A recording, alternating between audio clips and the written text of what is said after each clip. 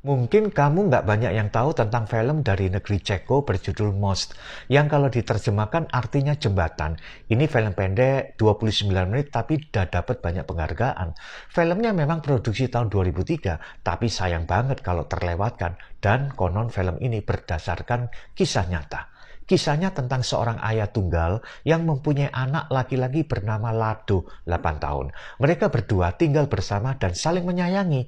Bagi sang ayah, anak satu-satunya itu adalah harta yang paling berharga dan tak dapat tergantikan oleh apapun juga. Si ayah bekerja sebagai penjaga jembatan yang dilalui kereta api untuk mengatur naik turunnya rel ketika kapal laut lewat.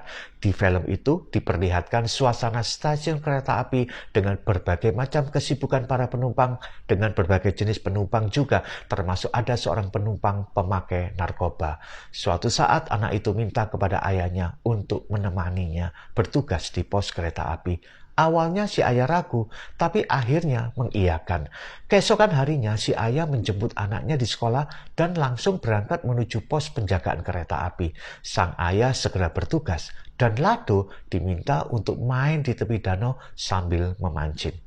Namun tanpa diduga, kereta api ternyata tiba lebih awal dari jadwal semestinya dan posisi jembatan saat itu sedang terangkat karena barusan kapal laut lewat. Si anak yang melihat bahaya ini berteriak memanggil ayahnya, namun ayahnya sedang melakukan pengecekan di ruang mesin.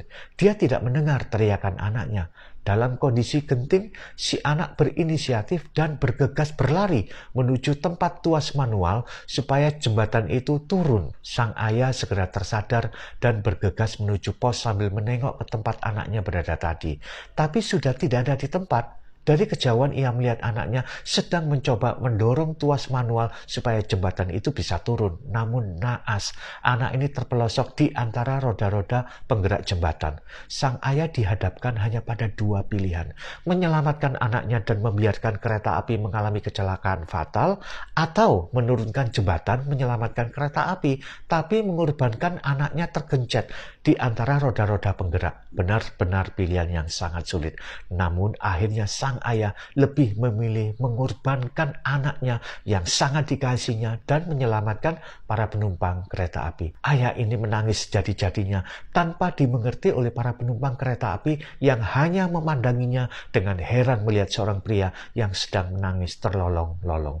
Dengan hati hancur, ayah ini membopong mayat anaknya. Namun kerelaan sang ayah mengorbankan anaknya ini menyelamatkan begitu banyak orang di kereta api tersebut dan memberikan kehidupan buat mereka. Seringkali konsep kurban seperti ini disalah mengerti dan bahkan diolok-olok. Kenapa bukan penumpangnya saja yang dikurbankan?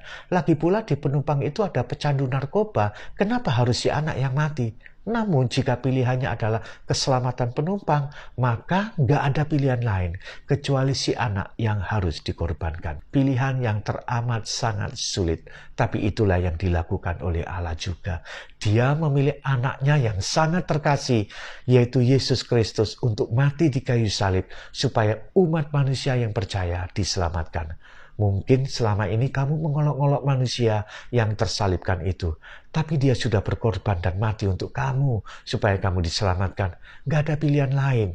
Kiranya Tuhan membuka pintu hatimu dan kamu dapat memahami akan karya kasih Tuhan di kayu salib. Amin.